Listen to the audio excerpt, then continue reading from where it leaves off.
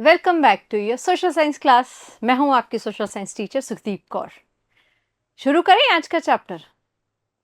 अरे भाई, कम से कम इतना तो सोचो, हम चैप्टर शुरू नहीं कर रहे हैं, हम कंटिन्यू कर रहे हैं। So don't say yes by nodding your head. मैं आपको देख नहीं सकती बट आई कैन अज्यूम कि काफ़ी बच्चे कह रहे होंगे यस, कुछ नो भी कह रहे होंगे। और चलता है, टीचर का काम पढ़ाना है। पढ़ना ना पढ़ना आपके ऊपर डिपेंड है, बट ऑफ कोर्स हमारी भी रिस्पॉन्सिबिलिटी है कि हम अपनी क्लास को थोड़ा सा इंटरेस्टिंग बनाएं ताकि आपका इंटरेस्ट डेवलप हो। We are trying our best actually, but still I promise I will try my best ever and ever for each and every class. तो कंटिन्यू करते हैं हमारा चैप्टर नंबर 13, जिसको कि हमने 2 पार्ट्स में डिस्कस करना था। एक पार्ट में हमने कुछ एक्टिविटी डिस्कस करी, जिसमें कि हमने overall economic non economic activity discuss की, इकोनॉमिक एक्टिविटीज़ के कुछ टर्म्स डिस्कस की, जैसे कि market, fee, payment and all that. उसके साथ हमने नॉन इकोनॉमिक एक्टिविटीज़ के बारे में भी थोड़ा डिस्कस किया। तो आज की क्लास भी हमारी मिली जुली क्लास है, जैसे कि मिली जुली सरकार होती है, किसी एक पार्टी की ना होके बहुत सारी या 2 पार्टीज की हो सकती है। भाई, घर पे भी तो 2 सरकारें एक होकर चलती हैं, मम्मी और पापा की। Let's do that. तो आज की क्लास में हम economic and non economic activities along with the importance पढ़ेंगे। तो पिछली क्लास भी और पिछला चैप्टर जो हमने, यही वाला चैप्टर पिछली क्लास में शुरू किया था, हमने शुरू किया था 2 बच्चों के इंट्रोडक्शन से, काव्य एंड कबीर। तो आज हम कबीर को घर पे छोड़ देते, काव्या को लेके आते। तो अब हम बात कर रहे हैं टाइप्स ऑफ इकोनॉमिक एक्टिविटीज की। अब काव्या जी जा रही हैं गांव अपने अंकल आंटी से मिलने। अब गांव जा रही हैं तो वो रास्ते से गुजरती हैं एक कंस्ट्रक्शन साइट से, जहाँ पे कि रोड या हाईवे बन रहा है पर्टिकुलरली। तो वहाँ पे वो देखती हैं अलग अलग तरीके की मशीन। So Kavya saw highway under construction. Over bridge आप देख रहे हैं, हाईवे होती हैं मल्टी लेन सड़कें, जैसे कि जिसमें 2 लेन तो जनरली हमारी रोड्स पे होती हैं, 3 लेन तो नहीं होती क्योंकि दोनों साइड में 2-2 होती हैं, 4 लेन 6 लेन ऐसे होती हैं। सो और ये ब्रिजेस आप देख ही रहे हैं। तो एक कंस्ट्रक्शन साइट है, यहाँ पे कुछ वर्कर्स हैं सॉरी, यहाँ पे कुछ वर्कर्स हैं, मशीन्स हैं लाइक एक्सकेवेटर्स जो खुदाई कर रही हैं। भाई, बेस पिलर्स का जो बेस बनता है उसके लिए कुछ कंस्ट्रक्शन वर्क के रूल्स होते हैं, उसका नींव भरी जाती है। So like wise travel time will reduce. अब ये जो हाईवे बन रहा है, इससे क्या है, जो 5 घंटे में काव्य अपने आंटी अंकल से मिलने जाती थी गांव, वो 2 घंटे में पहुंच जाया करेगी। जब ये हाईवे तैयार हो जाएगा, Kavya can visit her aunt more often. तो वो अपनी आंटी अंकल के पास और ज़्यादा जल्दी मिलने जा सकते हैं, क्योंकि सिर्फ 2 ही घंटे लगेंगे, आने जाने में 4 घंटे और कहाँ एक तरफ जाने में 5 घंटे। उनके अंकल जो हैं बुलडोज़र चलाते हैं, आंटी घर पे काम करती हैं, जो उनकी सैलरी आती है, शी कैन ऑल्सो अर्न। तो ये तो हो गया एक general introduction types of activities के बारे में, इकोनॉमिक एंड नॉन इकोनॉमिक। तो यहाँ में नॉन इकोनॉमिक तो चलो, आंटी जी हैं, खाना बना रही हैं, मंथली सैलरी ले रही हैं, क्योंकि वो क्या कर रही हैं, वो विलेज पोस्ट ऑफिस में भी काम कर रही हैं और वो ऑनलाइन क्लासेस भी ले रही हैं। तो एक में वीकली फ़ी ले रही हैं, एक में वो मंथली फ़ी ले रही हैं। तो ये इकोनॉमिक एक्टिविटीज़ हो गई। आउट ऑफ द सिटी की बात हम लोग कर रहे हैं, बट इकोनॉमिक एक्टिविटीज़ होती हैं क्योंकि उनके बदले में हमें क्या मिल रहा है, पैसा। ठीक है, चलते हैं आगे। एक और एग्जाम्पल है हमारे पास about a farmer running the tractor. Tractor चला रहे हैं फार्म में। अब हम यहाँ पे ओनर की बात नहीं कर रहे हैं, हमने सिर्फ बात की फार्मर की। तो साहिल, ये साहिल है फार्म लेबरर, ये फार्म पर काम करने वाले एक मजदूर हैं, डेली वेजेस पे काम करते हैं। तो हम अब पढ़ेंगे वेजेस के बारे में भी एंड पेमेंट इन काइंड के बारे में भी। तो इनको मनी नहीं मिलता है, मनी के रिटर्न में क्या मिलता है, mangoes as payment in kind. तो इन द सिटीज ज़्यादातर मनी मिलता है in return of your value of work, but गांव में जैसे मैंगो के प्लांट्स हैं, मैंगो के फार्म्स हैं, तो he is getting mangoes as a payment of kind. तो चलिए पढ़ते हैं wages and payment of kind के बारे में। पहला क्वेश्चन वेजेस का था, तो व्हाट इज वेजेस, इतना बड़ा क्वेश्चन मार्क। अगेन, जो पेमेंट है, सैलरी है, फीस है, वो एम्प्लॉयर एम्प्लॉय को देता है। तो यहाँ पे जो वेजेस है ये भी is given by employer to employ.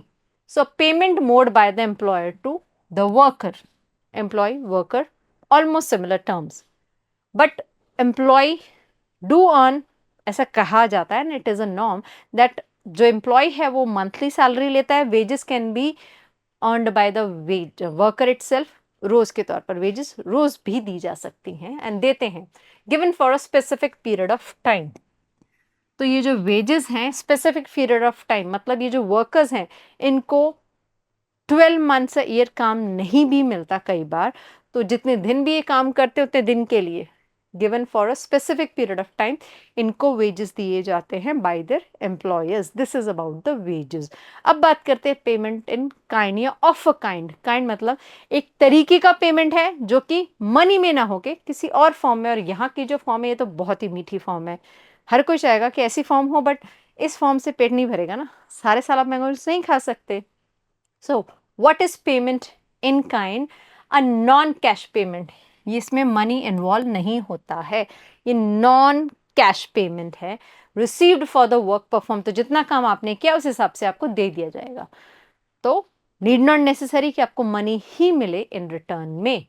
फिर वैल्यू एडिशन, अगर हम वैल्यू एडिशन की बात करें, हमने काम की बात की, इकोनॉमिक एक्टिविटीज की बात की, नॉन इकोनॉमिक एक्टिविटीज की बात की, और उनका एक वैल्यू होता है, दोनों कामों का वैल्यू है ना, रिटर्न में हमें चाहे पेमेंट मिल रहा है चाहे काइंड में मिल रहा है, दैट इज समथिंग एल्स। तो यहाँ पे वैल्यू एडिशन की बात हो रही है, तो आप थोड़ा दिमाग लड़ाइए कि इकोनॉमिक एक्टिविटीज से आपकी वर्थ में वैल्यू ऐड हो रहा है या नॉन इकोनॉमिक एक्टिविटीज से आपकी वर्थ में वैल्यू ऐड हो रहा है।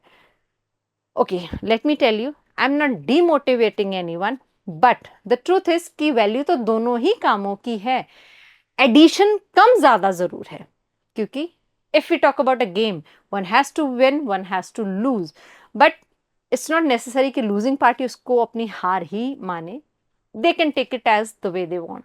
तो हम यहाँ पे बात कर रहे हैं कि वैल्यू एडिशन की, तो वैल्यू एडिशन होती है ज्यादा मनी अर्न करने वालों की, as in economic activities add value to each age, each stage of the process of transforming something into another form।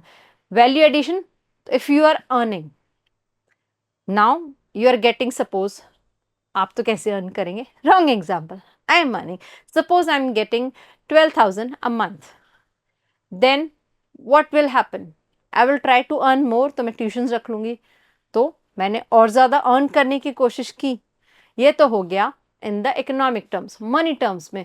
But क्या आपको पता है कि कमाने के लिए भी वैल्यू ऐड करनी पड़ती है आपकी वर्थ में, as in I was not a born teacher, I have learned, मैंने पहले स्कूलिंग किया, कॉलेज किया, फिर एज पर कि मुझे टीचर हायर होना है, टीचर का काम करना है, I have done my qualifications, then I was hired for the job.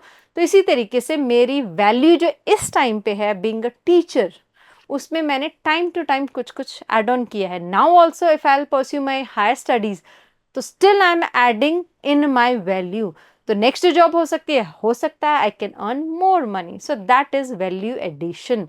इसका एग्जाम्पल है हमारे पास राजेश का, जो कि है एक कारपेंटर जो वुडन वर्क करते हैं। तो पहले राजेश ने क्या किया, he went to a place from where he can buy the wood, उसने अच्छी लकड़ी खरीदी। वो अच्छी लकड़ी किस पर्पस के लिए खरीदे, आप बोलोगे बुरी लकड़ी भी होती है, आई एम नॉट सेइंग दैट, अच्छी लकड़ी की वैरायटी भी होती है भाई। तो अपने पोटेंशियल के हिसाब से राजेश बॉट सम वुड, क्योंकि वो एक चेयर बनाना चाहता था। फिर उसने एक सर रफ वर्क तैयार किया चेयर का, फाइनली एक फिनिश गुड तैयार किया। अब आप बताइए, अब ये लकड़ी बेचने वालों को ज्यादा पैसा मिला या चेयर बेचने वालों को? ऑफ कोर्स चेयर बेचने वालों को। बट उसने वैल्यू कैसे ऐड किया, पहले उसने कहीं से 2-3 जगह देखा होगा जहां से उसको चीपर वुड मिला, वहां से वुड अरेंज किया, फिर उसने अपनी मेहनत लगाई, फिर चेयर तैयार की, फिर सोल्ड आउट किया। सोल्ड आउट करने पे उसे अच्छा आउटपुट मिला। So we will discuss this procedure, but this is called value addition, कि एक सिंपल लकड़ी के फ्लैट पोल की जगह अगर चेयर सेल हो रही है, तो of course the price of chair will be more than the wooden जो भी आपके पास पिलर या पोल था। तो ये उसी का एग्जाम्पल है। मॉनेटरी वैल्यू ऑफ राजेश, तो राजेश की जो मॉनेटरी वैल्यू में एडिशन हुई है वो किस किस चीज की हुई है या किस किस चीज की वजह से हुई है? स्किल, उनको जो चेयर बनाने का आर्ट आता है, जैसे टीचर्स के पास पढ़ाने का आर्ट होता है, उसने जो टाइम कंज्यूम किया, चेयर बनाने के लिए, उसने जो एफर्ट लगाया, मेहनत की चेयर लगाने के लिए, सो इसका आउटकम उनको मनी में मिला। आपको पता है ये सिंबल किसका है? कि ये सिंबल, ये हमारे करेंसी का सिंबल है। भाई इंडिया में रुपीस चलता है ना। ऐसे ही मन किया आपको थोड़ा बता दूं। Value added by Rajesh to the wood by turning it into furniture. तो जो वैल्यू एडिशन हुआ है या राजेश ने किया है, एक वुड पीस को उसने फर्नीचर में कन्वर्ट करके। So from buying the wood to selling the chair, these activities involve payment.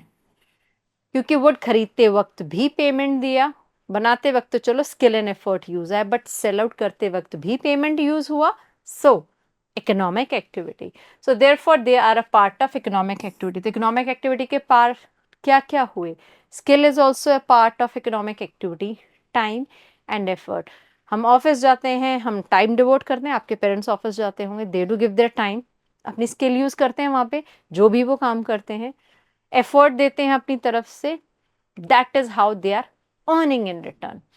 अभी बात करते हैं कुछ एक्सप्लोर करने के लिए। एक्सप्लोर, कुछ एग्जांपल्स, कुछ इमेजेस देख लेते हैं, हमें पता भी चल जाएगा कि वो एक्टिविटीज कौन सी, और हमारा थोड़ा जो बोरिंग वाला आपके हिसाब से सिर्फ लिखा हुआ पढ़ना और इसको एक्सप्लेन करने से थोड़ा छुटकारा मिल जाएगा, चाहे कुछ सेकंड का ही सही।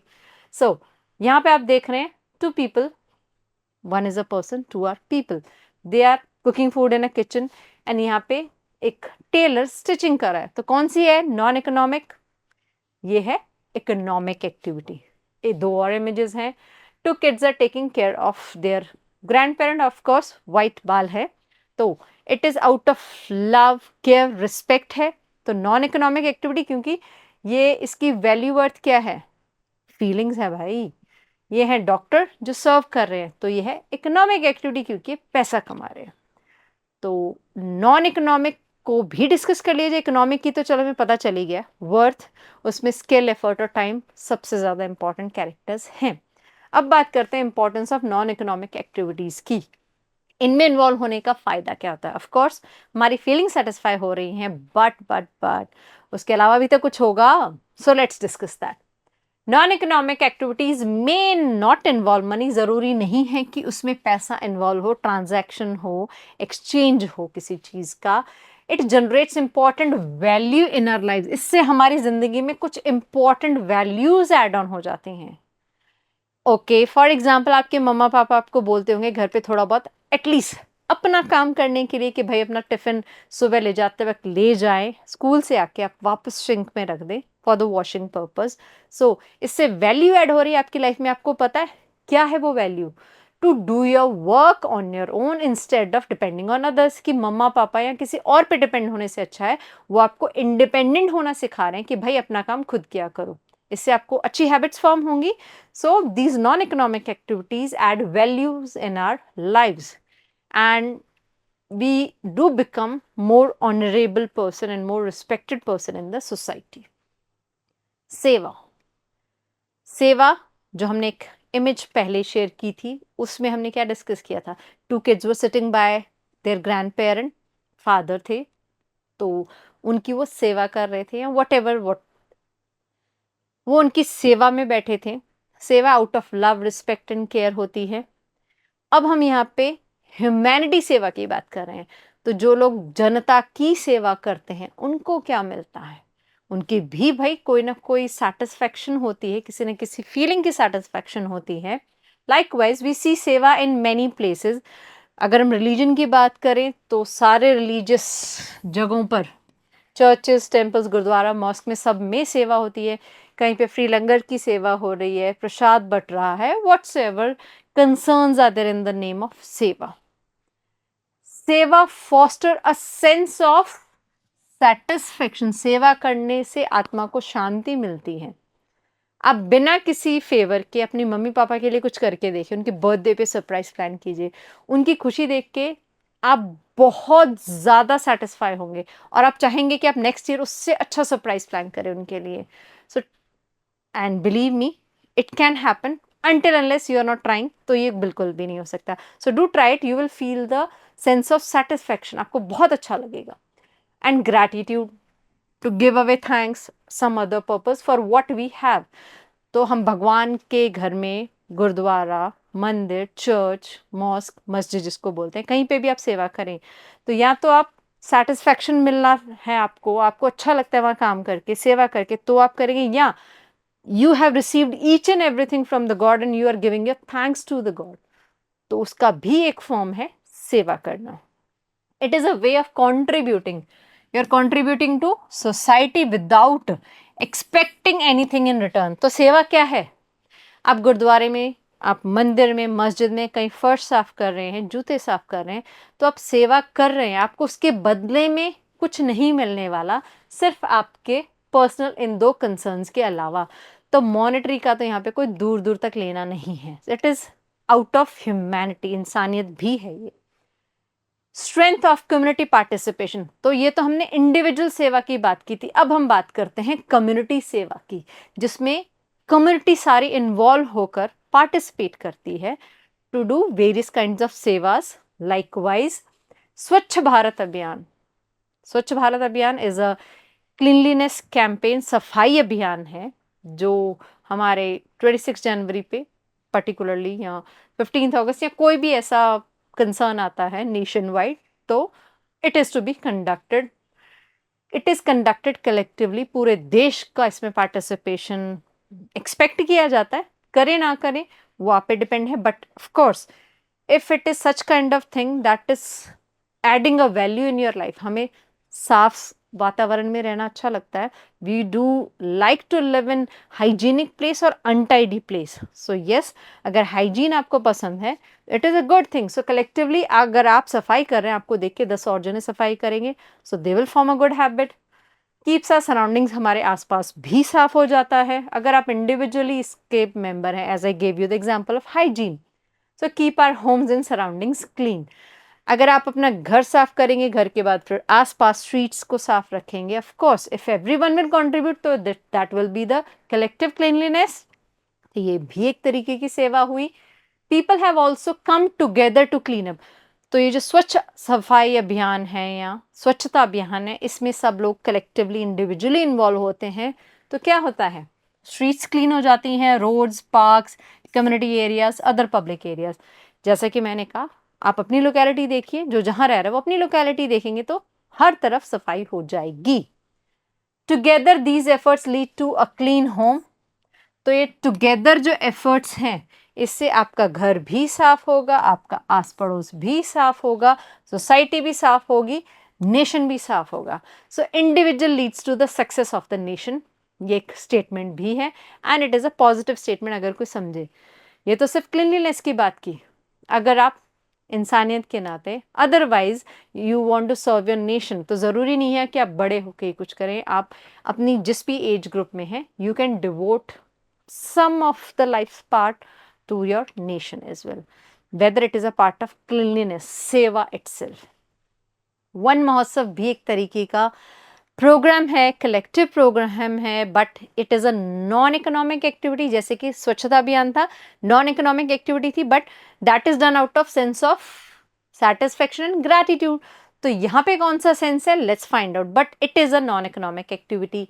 सो इट प्रमोट्स अवेयरनेस, जागरूकता आती है, कैसे आती है, वैल्यूज ऑफ ट्रीज हमें पता चलता है, पेड़ों की वैल्यू के बारे में हमें पता चलता है, कंजर्वेशन ऑफ फॉरेस्ट, हमें जंगलों को बचाना चाहिए, इसके बारे में हमें अवेयर किया जाता है दैट फॉरेस्ट आर डिप्लीटिंग, जंगल खत्म हो रहे हैं, तो उससे क्या होगा, हमारे ऑक्सीजन की लेवल में कमी आएगी, क्योंकि they exhale oxygen and inhale carbon dioxide, जो हम छोड़ते हैं, हम कार्बन डाइऑक्साइड रिलीज करते हैं, ऑक्सीजन लेते हैं, वो कार्बन डाइऑक्साइड अपने अंदर लेते हैं और ऑक्सीजन रिलीज करते हैं, so they are helpful for that part.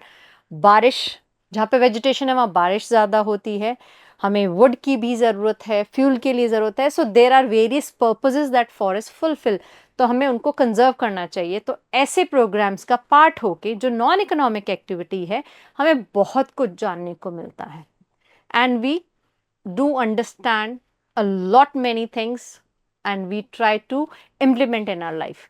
तो अगर हमें पेड़ों की जो ऑथेंटिक उनका मीनिंग है, उनको सेव करने का, उसके बारे में पता चलता है, तो हम इंडिविजुअली भी एफर्ट करेंगे प्लांट्स ग्रो करने के लिए। So brings together community members for tree plantation drives, tree plantation drives के लिए सारी कम्युनिटी एक साथ इकट्ठा होके आती है. So it is developing the sense of collectiveness also, कि सबको एक साथ मिलके रहना चाहिए. सो इसी के साथ हमने यूनिटी एंड डाइवर्सिटी वाले चैप्टर को भी इसमें इंट्रोड्यूस कर दिया, जो हमारा एक चैप्टर था.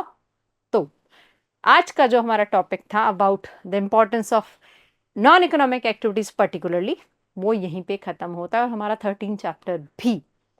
अब बारी है हमारे 2 क्वेश्चंस को डिस्कस करने की. व्हाट इज सेवा? सेवा क्या? It is done out of feelings. यहाँ पे फीलिंग्स हैं, कहीं पे नो. तो चलिए पढ़ते हैं. Payment in kind, no. A monetary value, monetary को पढ़ते ही क्रॉस करना है. एक्चुअली एमसीक्यूज को सॉल्व करने के भी अलग अलग तरीके होते हैं, अगर आपने कभी ध्यान दिया हो. एक तो है कि आप सारे स्टेटमेंट्स पढ़ लो, फिर उनमें से कुछ ऐसी टर्म्स जो क्वेश्चन के ऑपोजिट जा रही हैं, जैसे मॉनेटरी कंप्लीटली कट ऑफ कर दिया, payment in kind related to earning only सीधा कट ऑफ कर दिया. The process of transforming something into another form, ये तो वैल्यू एडिशन है, इसका तो मुद्दा ही नहीं है. तो भाई आंसर क्या बचा? A form of non economic activity involving selfless service, out of satisfaction, out of any feeling you are doing something, that calls for seva. Which of the following is an example of an economic activity? अब यहाँ पे हमें क्या देखना है? Help नहीं करना, participate नहीं करना, वो सारे नॉन इकोनॉमिक का पार्ट है, और हमें उसके ऑपोजिट इकोनॉमिक एक्टिविटी ढूंढनी है. हमें वॉलंटियरिंग नहीं करनी है, टेकिंग केयर नहीं करना है, पार्टिसिपेट भी नहीं करना है. हमें क्या करना है? Serving as a doctor calls for economic activity. So that is all about our chapter number 13. अब हमारे स्वामी विवेकानंद जी का एक स्टेटमेंट है यहाँ पे, related to our chapter only. When you are doing any work, do not think of anything beyond. Do it as worship. जब आप कोई काम कर रहे हैं तो उसको मन लगा के कीजिए, कहीं और ध्यान मत लगाइए. As the highest worship and devote you whole life to it for the time being. क्योंकि जो भी आप करेंगे दिल से करेंगे तो उसका आउटपुट अच्छा ही होगा. It will be your growth, whether mental, whether financial. So that's all for our chapter number 13. See you soon. Till then, take care. Bye bye.